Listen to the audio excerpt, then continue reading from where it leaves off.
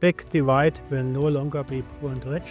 It will be AI literate and AI non-literate. The integration of AI and biometrics to cut down on the risks to our drivers, to also help with the conditions of the cars. We can reduce stress as we monitor the cars and the drivers itself. So AI is helping us do that before the drivers actually even get into the car. You can't just spin up an AI tool and think that everybody in the world is going to buy it. It has to be focused on what it's going to solve for you. There will be a lot of companies that will fail in the next couple of years. There is no longer this barrier of information. You can use AI to create a business plan in 2 minutes. You just tell it what you want and keep tuning it. That's the luxury that we have today. And I think a lot of small businesses don't see it. I could do this with an intern in AI. And I said, go do it. It's going to take you 6 months to get to an outcome. Or you find a person who's seasoned, who's been around, and they can guide the team and they can train them. It's a year of execution. Experiments we did last year, 2 years ago, need to execute. If you don't use AI today at your work, you have to start. Won't be left behind. 3 years ago, I turned 50 and I saw AI coming down the pike. I said, I gotta figure this thing out. I gotta get out of this corporate cycle. I got some AI certifications. We went into ChatGPT, Claude, Perplexity, Gemini, would test out different things. Thumbnail design, keywords, tags, SEO, GEO, AEO. On my own animations. I wanted to create a legacy where someone that grew up like me in the poor area of town can. I want to be known for the way that I treated people. I want to be known for the legacy that I made for my child. I want my 10-year-old to be. All right, everybody, welcome to the AI Space Podcast. AI is not just the future, it's the force rewriting the rules of business, wealth creation, and society. If you're an innovator, founder, technologist, this is the AI show for you. The question you have to ask yourself is, will I blaze a path, follow the crowd, or be left in the dust? We have an amazing episode. It's going to be actually live broadcast right now. And I have an amazing panel here. And before I actually get into the intros, the way we do on the AI Space Podcast, we have to show some value right away. So I'm going to ask you some questions. What do you see as the key trends in AI, Victor? I think some of the key trends that we see in our arena is motorsports. And one thing that we're pushing at Longhorn International Motorsports is the integration of AI and biometrics to cut down on the risks to our drivers, to also help with the conditions of the cars. We can reduce stress as we monitor the cars and the drivers itself. So AI is helping us do that before the drivers actually even get into the car. And in our world, you'll see it actually in regular cars, because anything that goes on the raceway eventually lands into the public sector. And so that's one of the things that over at LIMC that we're pushing is more safety, more integration of AI. You already have it in your car. Anytime you say, hey, Google, or you say, hey, Siri, whichever one you want to yell at, but which I do constantly, but that's what we see. I hate to echo, I'll say it just a little differently. I'd say it's about adoption. There's been a lot of testing in the past couple of years, and a lot of people still think, let's say education too, still think AI is ChatGPT. I've been working in AI since 2014 as around the peripheral, and now I'm right in the middle of it, and it's definitely not just ChatGPT. We have to look at adoption, at governance. What are the rules and the standards to which we will start creating AI and continue to create AI? And we have to remember, too, that AI right now is still full of a lot of incorrect information. And so we cannot completely rely on it. We still need to have the human component of the design as well. My answer is very similar. It's a year of execution. Experiments we did last year, 2 years ago, need to execute. If you don't use AI today at your work, you have to start. Won't be left behind. The train is moving very fast. People who don't use AI will be left behind and will be challenged to pick up the speed later. Thank you, Stefan. What I try to do is make sure that we have different perspectives on here. So, Victor, you're a builder. Tell the folks what you're building out. So what we're building is a 1,555 acre motorsport complex. A lot of people think that we're just racetracks, but actually we're building retail, commercial, residential along with the tracks. And our number one goal is to build a testing and proven track for Formula, for like car manufacturers like Lamborghini, Mercedes, Toyota, by integrating all our tracks to where we have a 2.9 mile off-road track. We have a 1/4 mile drag strip, which can easily help us test stress on engines. We have the road course, which can actually help us with suspension, a lot of suspension and in the turns and everything like that. So we're building that out, and we're trying to make Dallas, well, no, we're not trying anymore. We're doing now. Execution, right? We are executing our plan this year as to bring the ultimate motorsport complex of the world to Dallas. We would be the largest motorsport complex in the world. The only one, and can I say this? We're the only one that's African American owned in the world. And so That's good, Boston. but our goal is to show diversity and in the building, is to bring jobs back to communities where where they're out there building solar farms and putting up wind turbines, and we want to bring jobs back to that land down in North Central Texas. We want to build something that we can employ over 1,500 people within our first year. Thanks so much. And Emily, you had your own company, you're CEO, but you're also CMO. So talk to us about, as a builder, CMO, what you're doing in 2026. I had someone introduce me to someone earlier and said, well, Emily's a CMO, but she's in everything else. That is true.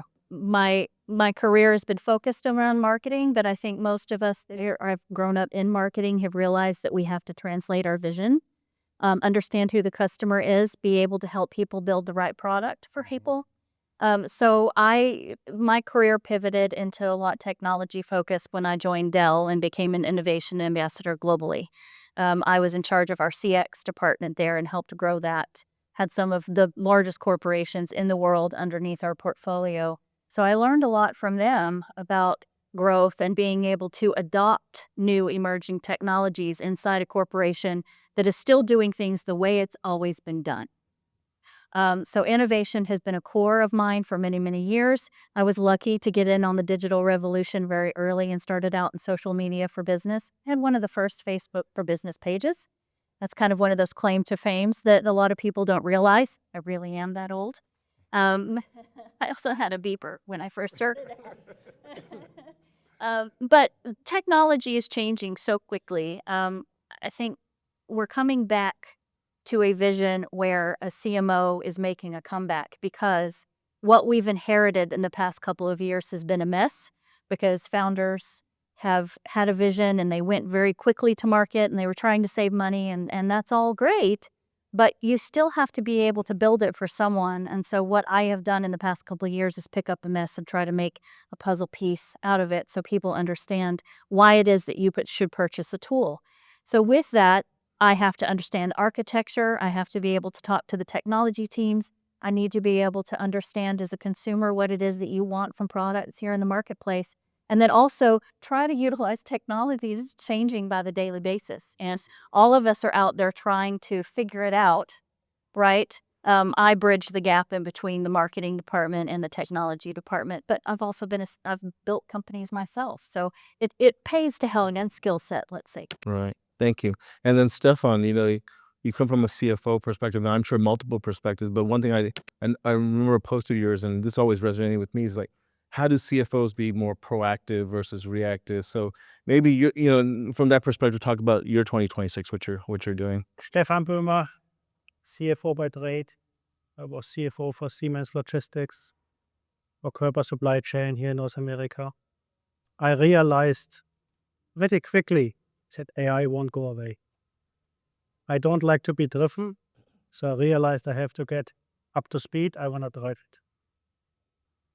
The typical CEO finance tasks will be replaced, according to World Economic Forum, 70% with AI. So how do we provide value? We provide value by understanding the technology, by fostering relationships, by keeping our creativity. Talking about AI, I'm still finance at heart. AI is a shiny toy. We don't implement shiny toys because it looks good. For me, it's a tool you use to achieve your process, KPIs, whatever is required. So I'm very strong on starting with the use case. What do you want to improve? KPIs, what we want to achieve. And then you decide what tool, and AI is one of the tools. Thank you. At the end of the day, if you're not making money, you're either burning your money or somebody else's money, right? And so I think one of the key things, people want to talk about technology, but a lot of people say just dream it. I don't think that really works. It's good to have a dream, but you got to translate that dream or vision into strategy and execution. So, I mean, that's what you're doing now, Victor. So tell us a little bit about that. We're the typical American story. You have a guy that woke up one day and said, I want to build something. And it had started in my mind as a little bitty thing. And it started adding on and it started adding on. And I want to talk about how AI actually helped me bring that dream to fruition, is the fact that I could go in, I could use different models, different tools to basically come down to that, to where I could talk to investors. I could do these kind of shows, even though I didn't know the terminology. I know what a V6, V8 and all those are, but I don't know what is this AI that we're doing? So, of course, me being 59 now, started with Chat GPT. That was a big help though, because it helped me kind of identify the story. It helped me do the research, but then all of a sudden I noticed there was other tools that I could use, like integrating AI with our LiDAR on the property, or even searching for property that would actually fit, because in racing, we have to have the right topography or you'll get a track that floods out all the time. A lot of people don't take in consideration the soil weight. And those are things that behind the scene as a CEO, I have to take in consideration, is like soil weight. So AI helps me create those models. We have different models that I can run just straight from my house. And I could decide, okay, this is where this track is going to go, or I can't have this kind of weight, or I can't build on this because it'll sink down to the ground. One of the things that we did do was it helped us decide. Texas here gets hot, as we know. And racing for us, we have to start like at 7 o'clock in the afternoon. And if you look at it from a CEO standpoint, it cuts down on our revenue when we have to race that late, because we have to deal with the moms and the kids. So by 10 o'clock, our concessions is gone, but they're still out there racing till 3 or 4 in the morning. So what we did was use an AI model to decide first of all, how can we cool the tracks down, at least to get us to run at least a few hours earlier. So we found a way, and we mixed it with some regular, old school technology, but we ran that model, and then we were actually to go physical with it and find out, okay, if we ran copper tubes through the tracks, at least on the starting line, then we can actually cool the track down by 85% if we run nitrogen through the tube. That was something that came through a dream of mine, and then it turned into I went through AI and said, hey, can we really do this? Yeah, I think we'll dive deeper into some of those aspects too. He told me not to get geeky. We're going to get into the geeky part, so, but how do you turn a dream vision to strategy to execution, Emily? I always say, start something and start learning from it very quickly. They say fail fast, but there's a lot of risk that comes in that as well. So this is where the finance guys really like my answer, because I don't like to spend a lot of money when I start out doing things. I really do want to test in a small market. But what I do first is I want to learn, again, if I'm going to sell a product, are you my ICP? Are you going to be my perfect target audience? And if you're not, then I'm going to put you kind of in a folder over here, and I'm going to find what I call the low-hanging fruit. It's the person who is most likely, 90% likely, to be able to do business with my firm, with my idea and my vision in the first ask, which is impossible in marketing. It's never the first ask. Statistically saying this, marketers used to say it was like 8 touches before you were able to close a client. That is very out of date. I heard from someone from Expedia the other day say it was 127 touches. The fact that Expedia knows that blows my mind, because they have the right technology in the place to be able to see that you were able to click on an ad or then social media or something else. And it's really hard for a marketer to then be able to prove what was the lead generation touch that caused you to actually do business with us. So technology is complicated, the pool that we're in, but it's also enhanced it, because we can utilize technology, like you said, to do deep research. We can help it, use it to be able to make assumptions that would have taken us months to be able to do the research, to be able to do that.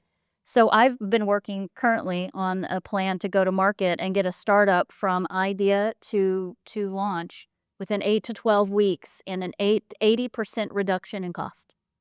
We can already do that because AI is allowing us to be able to do that.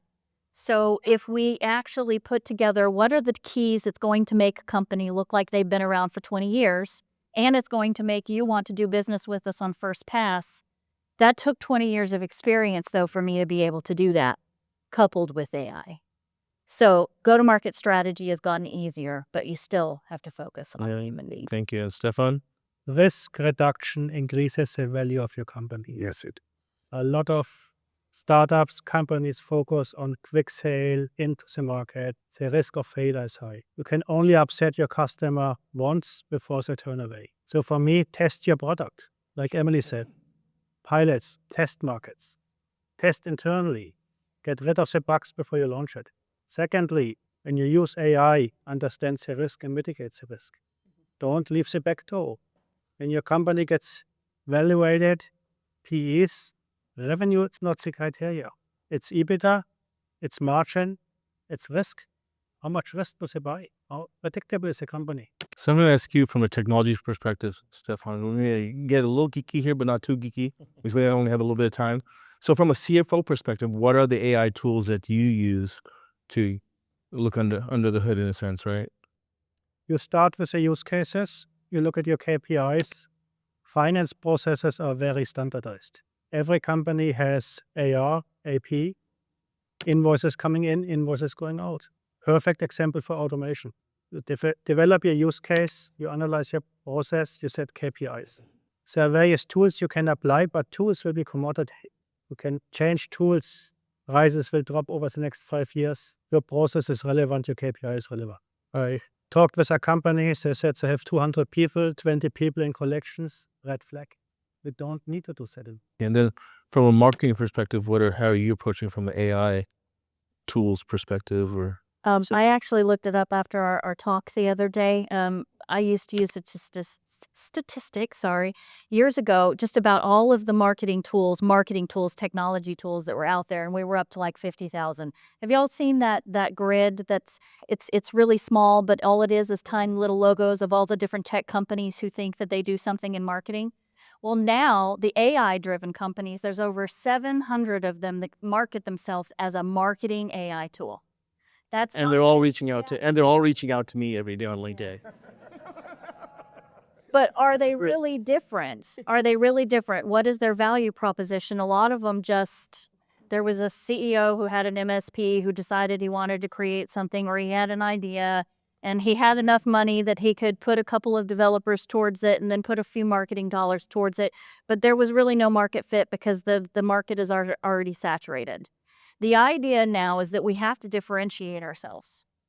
You can't just spin up an AI tool and think that everybody in the world is going to buy it. It has to be focused on what it's going to solve for you. And I know that we echoed this as a topic of conversation that was in the last live episode. I just wanted to reflect that technology is changing very, very quickly. Technology is not being adopted quickly, which means that there will be a lot of companies that will fail in the next couple of years. So I know there's a lot of components to your racetrack, everything. Let's just talk about the vehicle, right? So from an architecture's standpoint, technology standpoint, what are you loading up into that vehicle to get all those biometrics, to get all the readings? They're making turns, torque. I'm sure me, torque. One of the things we can't discuss is the tool that we use, because our environment is so competitive. So I can't tell you what tools I use as far as that. Keep Yeah, keep all his toys. No, you're good. I have an attorney that has told me to cut it off, Yeah. But we use certain tools, and in F1 right now, they're using biometrics inside their suits, but they still haven't gotten to a point of integrating AI, which can reduce a lot for us. Like right now, I can actually build a car and I can run it through AI, and I could build it. I could tell you the chassis stress on it. I could tell you which engine. I can change the engines in there. I can run a dyno test on it from AI standpoint and get pretty close to the numbers that I would get from a physical dyno jet which is something that we test, that we use to test speed and stress on the engine and things like that. We can use AI for suspension by creating a model. And one of the things that we're doing out at LIMC is what we're doing is even on our off-road track, it gives manufacturers the opportunity to run through our programs and the tools that we're building to actually see what the suspension is on a real model track, as opposed to them using, you've seen the commercials where they have the things that bounce up and down, and that's not real model. I can tell you my truck is so beat up from that model, but if I can have a track out there, I can cut down on spending money, spending testers, buying equipment like that, just by taking that model of our off-road course, running running the statistics on it and the ratios on it and the actual suspension system on it, set it all up, run it through our program, and it would tell us, hey, this suspension, you need this adjustment on it, you need this to happen, you need this kind of tire, you need this air pressure. That's where we're going. And I want to just piggyback off of Emily, is that it's all about, you guys go everywhere. You can go right here to McKinney, and there's a track in McKinney, there's a track in Crestland, there's a track everywhere. But what they're not doing is they're not doing the testing. They're just running cars. And I call them pop-ups, because they just run pour some cement, I got $1 million, I'll buy 100 acres, pour some cement and run cars and get my buddies with Lamborghinis to run down. Well, what if you can actually contribute to the world? What are you contributing to the world except to small? You have to contribute something to the world. AI gives you that opportunity now and it's given us that opportunity. I tell my son, this is the last thing I'm gonna say, but I tell my son all the time that the generation that you guys are in now, and the younger generation, it's a different time. There is no longer this barrier of information. You can use AI to create a business plan in 2 minutes. You just tell it what you want and keep tuning it. That's the luxury that we have today. And I think a lot of small businesses don't see it like Emily sees it. Stefan sees it. He sees it. But we have this model now. We have this tool. It's powerful. Even in its very raw factor right now, it's so powerful that you can go out there, you can leave from this room today and you can go out there and change the world.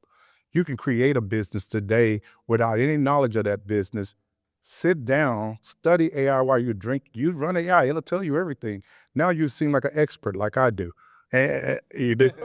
3 years ago, I turned 50 and I saw AI coming down the pike. I said, I gotta figure this thing out. I gotta get out of this corporate cycle. You got some AI certifications and went into ChatGPT, Claude, Perplexity, Gemini. I would test out different things. Thumbnail design, keywords, tags, SEO, GEO, AEO, prompt my own animations. And if the video editor doesn't create the video, I'll go into a prompt and generate a prompt and create an image and create a video animation that I feel like they didn't capture the essence, right? Yeah. And now I'm getting going the joke about there's all these thousands of lead gen companies that are hitting me on LinkedIn. I try to be polite and actually respond, but I have a notepad and I respond. But now I decided this. I've said that instead of me doing that, I've said I have to focus on revenue generating activities.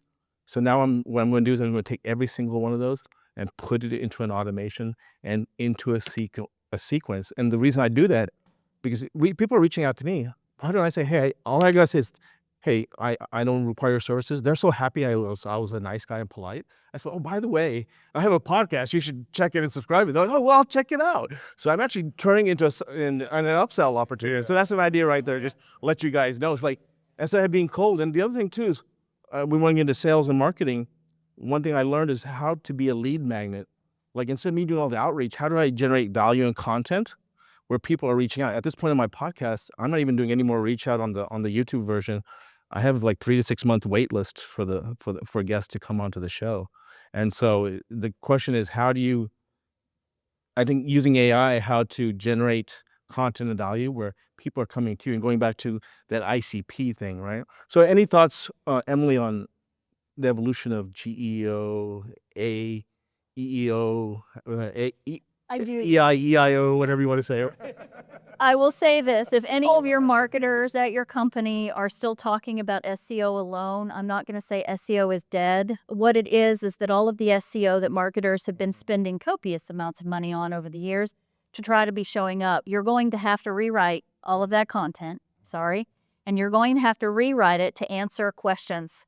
And when you do that, those start to show up in the AI answers, but you still have to physically go push that into the AI. It doesn't just pick up on that because you thought it in your head and you said, I just wrote this really great article. You still have to tag it correctly, but you also have to write for humans. Imagine that. So And AI logic. write it like somebody that's a human is going to read it. And even if the AI is the human that is going to read it, it's going to filter you to the top page. If you go to Google now, you'll notice that at the top of the page, what is it? AI summary. AI summary. Yep. Did you know that it's caused a phenomenon called the zero-click phenomenon? Because most people, your nice, shiny, beautiful website that you just created, they will never make it there. But the content on your website needs to be in that top summary. So you have to build your website, and you have to have good content, and you have to write it for human. There's all these rules, right? It's really complicated for a small business owner to understand, but you have to be in the AI summary or people won't find you. I want to just inject something in there also. You two had a great, that you're right on point with that. One of the things is integration and collaboration. That's what we're lacking right now in the AI space, is getting the professionals, because they're all older, and getting them to actually input information that is real, factual. She's a CMO and CEO. That information that she can enter into that tool actually could help someone else. And the more information that you input into it, the more information we put in on what we find or land, or now the county, Navarro County has our LiDAR that they can pull up in AI, and they can see the topography on the land. They can see where water is, which we're fighting for, but they can see where water is. They can see where the aquifers, they can see everything, and they never even been out there. We're 45 minutes from there, but it's all, and we can do it all Let along. me ask you one thing. So, because I'm going to ask Stefan the question, what is the amount of money you're trying to raise? So I talked to my CFO. No. So anybody out there want to give us a little bit over 1.2 billion, because the numbers just went up because of tariffs. Okay, so this is the setup for Stefan. So when whether it's somebody coming out with $120,000 or 1.2 million or 1.2 billion, right? From a CFO perspective, how are you wrapping your head around that, right? It goes back to the business case. Yeah. Very simple. You start with a business case. If you realize you're off track, you reaccess it, you review it, adjust your business case, and move forward. But without a business case, it's money throwing out the window. One thing I want to say about the last two things, we're kind of running up on time. So the last two things I always cover on the podcast is around AI democratization and ethical and responsible AI. And one thing that I said about AI democratization, I don't believe in diversity for diversity's sake. I want to talk to the coolest people that are doing the coolest things, right? And look at the room around here. This is a beautiful audience, right? I mean, amazing people doing amazing stuff, and we got different perspectives here, different backgrounds, and this Black History Month, right? So just what do you from just the 30-second answer here? You said you're the first and only right now. So what is that journey feeling like for you right now? Wow. I feel like a rock star. Because we're no longer chasing investors. Investors are chasing us, and having that ability to say, no, we'll pass on you. The ability for the fact that people are coming up to me, calling me like the smartest guy. And I'm like, no, I'm just a race guy who just got into this, and AI helped me develop this whole thing, and it just feels, I don't know. I wish my grandmother was here. I wish my grandfather was here. He was the first Black owner of a gas station in Deep Ellum. And so I come from that kind of background. He taught me how to build cars and how to work on cars. So right now, I think I'm living in that moment that they would be proud of. But also, I wanted to show them one of the things real quick, the reason why I'm building this is not because of money.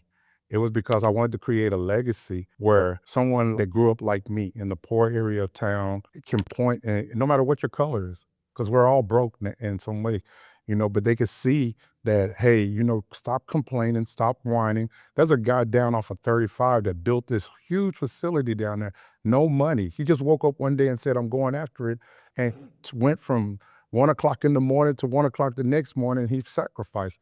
You sacrifice family, you sacrifice time, people don't realize as an entrepreneur, you sacrifice.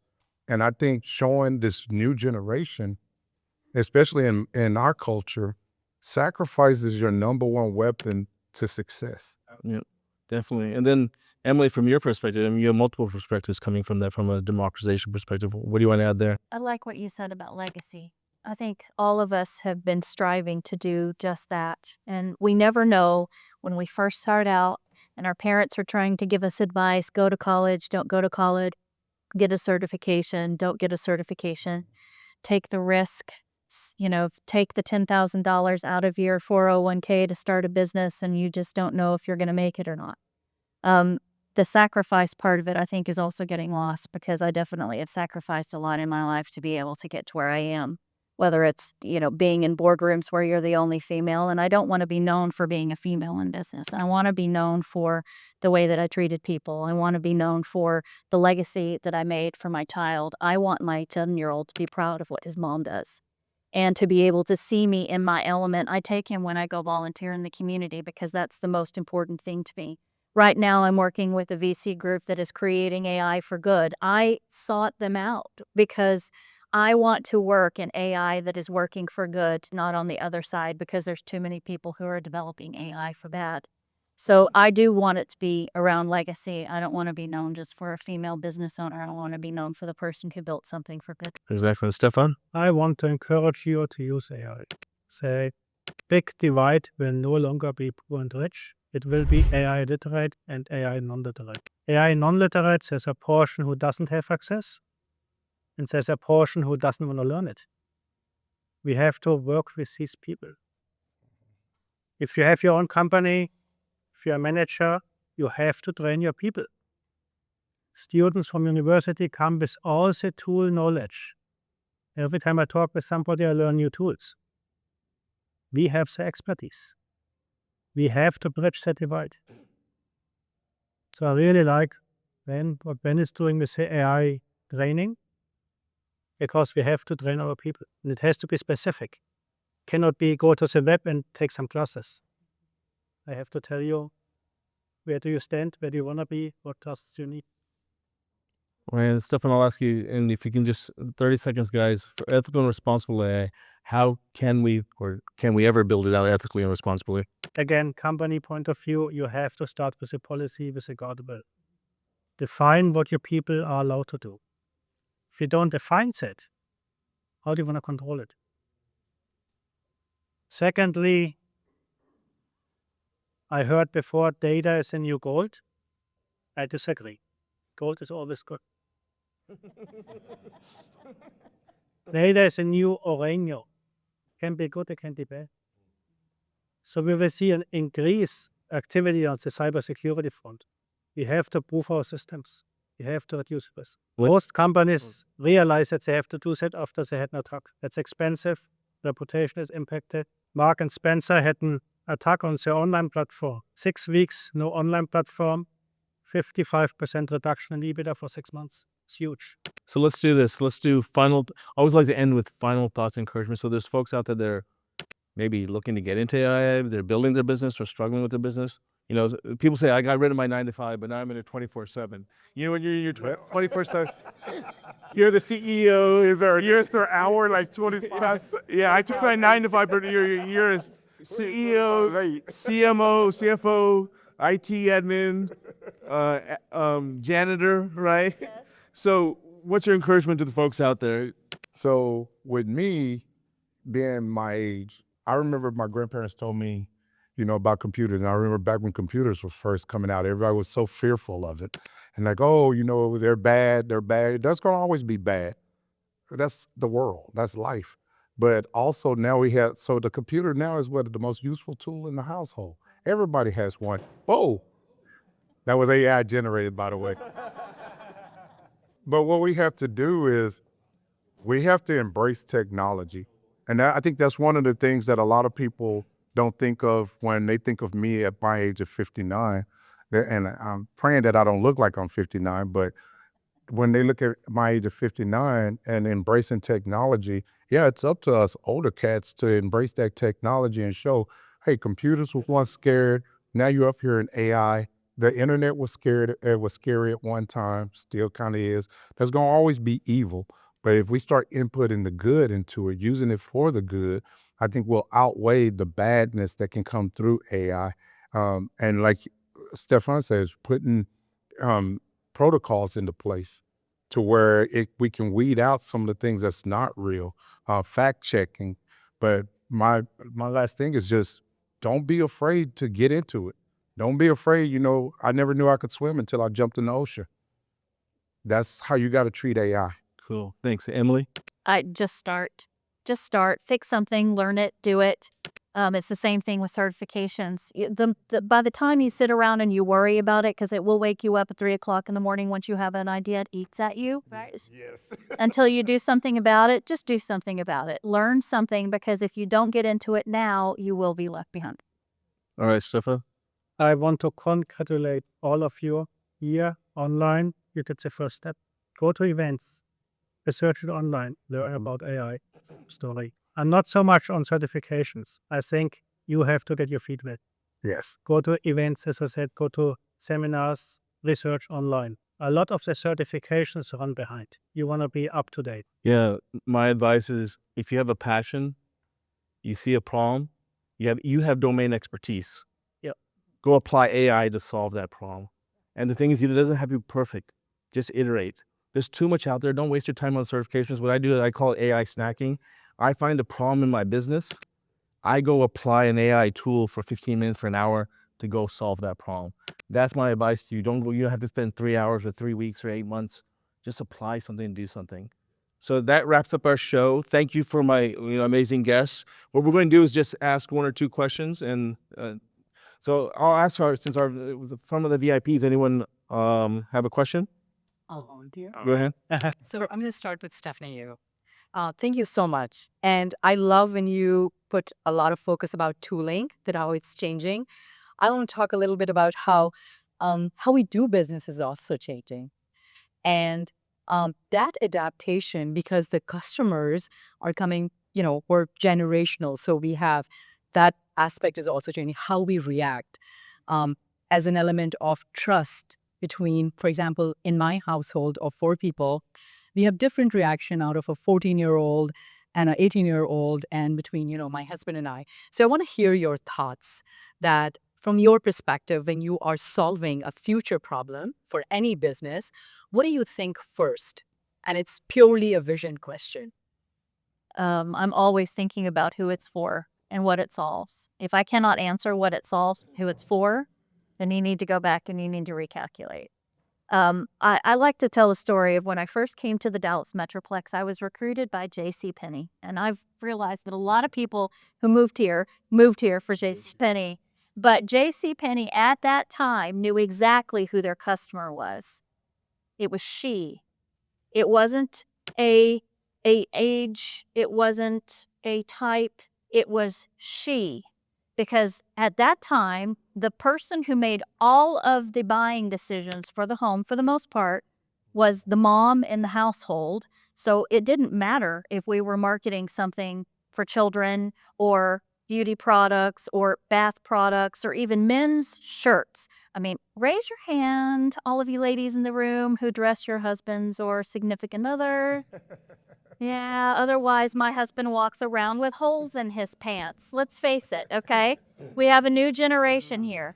But we have to answer that. And they were very, very good at answering that until they deviated from that. And then they got very confused. And then we had the mess that happened at JCPenney, right? So I love this answer. Absolutely adore it. Which means that over time, we got so discombobulated with the data, with so much modern tech that use analytics and data will tell you the trends in pricing.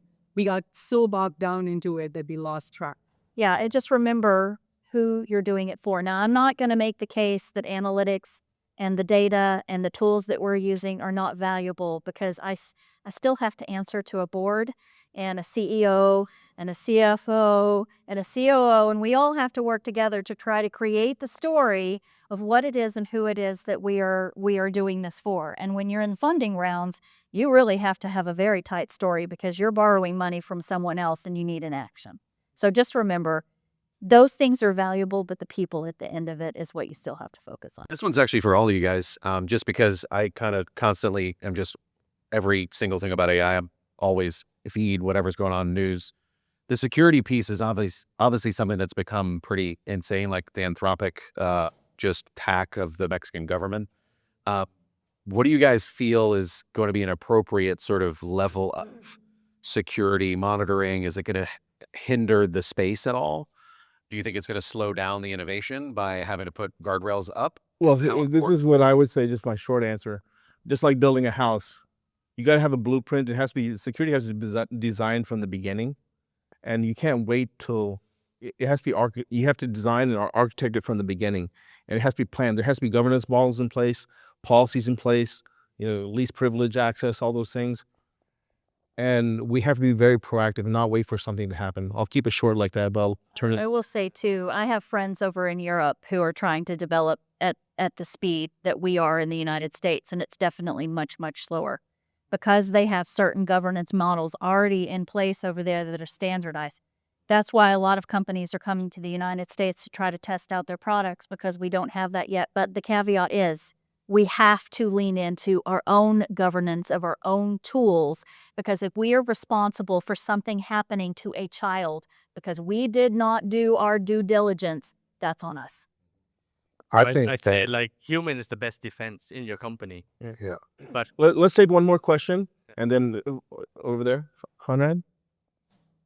Hey, thank you guys for all the information you guys have shared. How do you guys determine what AI is useful for you guys personally versus what's too much noise? Because there's so much AI out there. Let me get this one real short.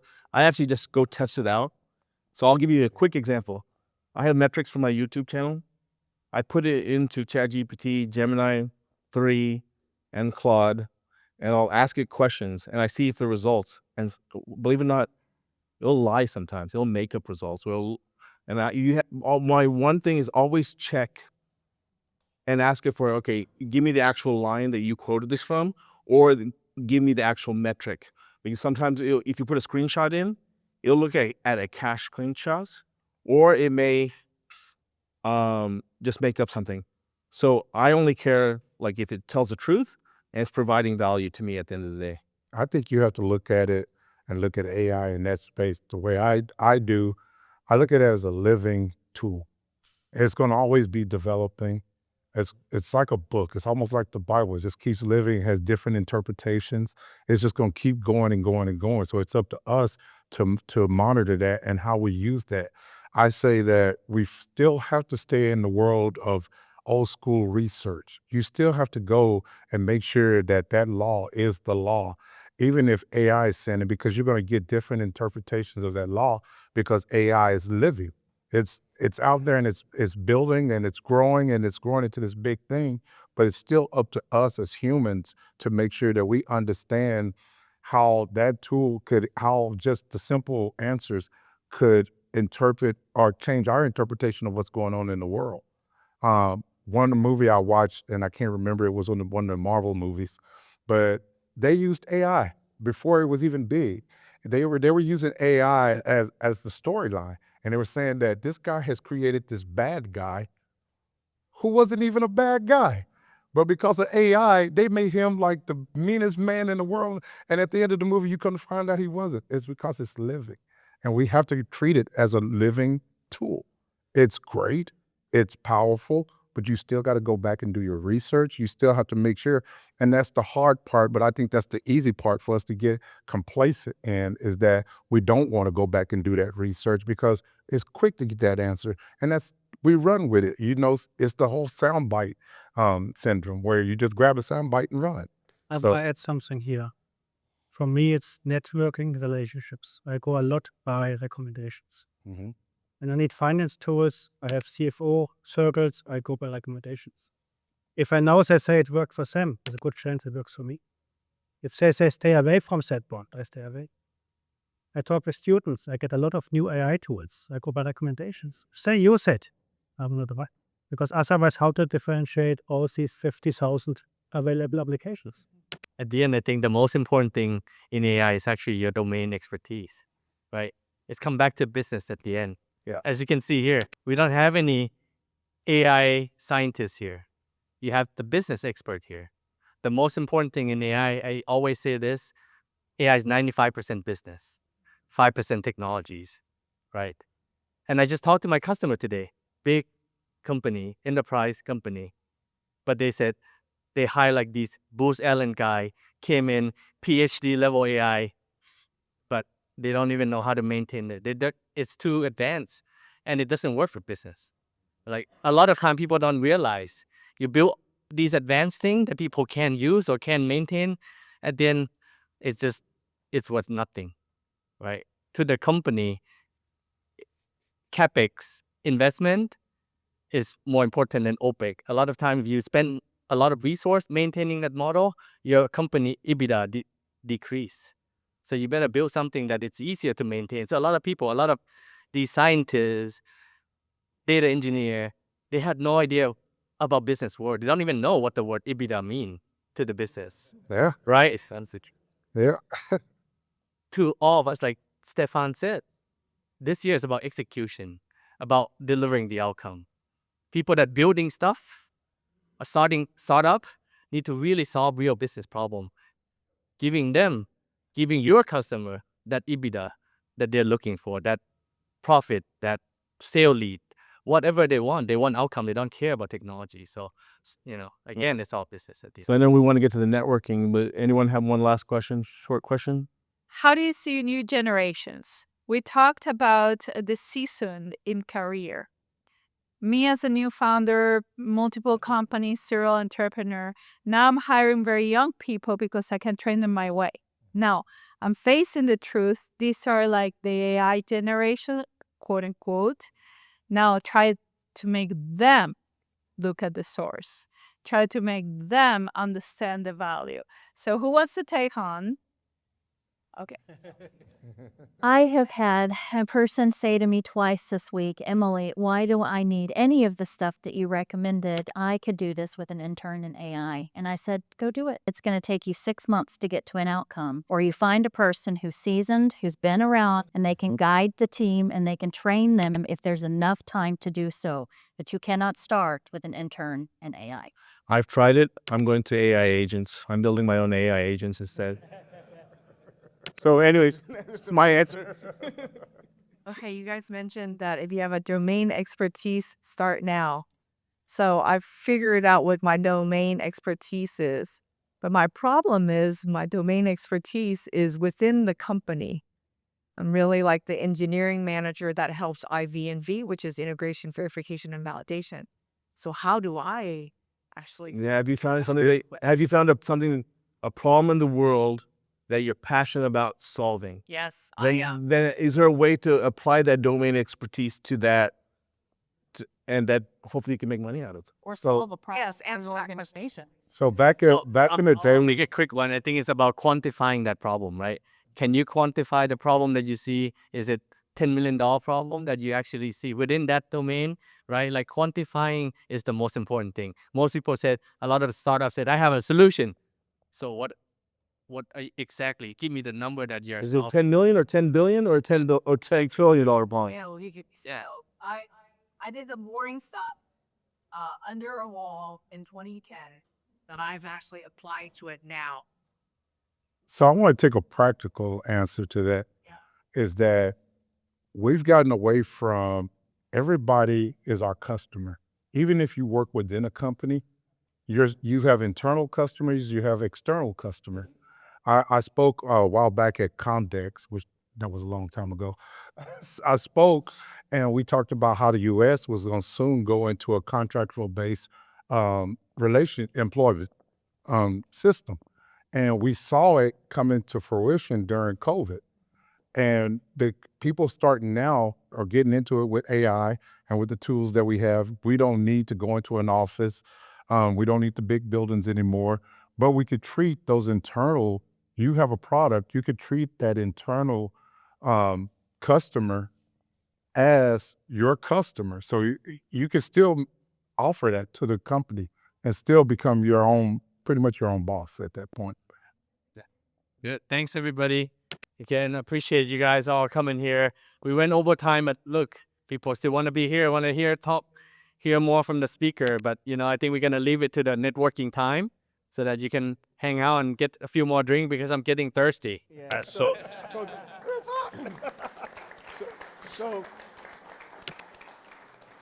Panelists, I want to give a clap to the audience, this amazing audience right here. And so this is the way we're going to do it, folks.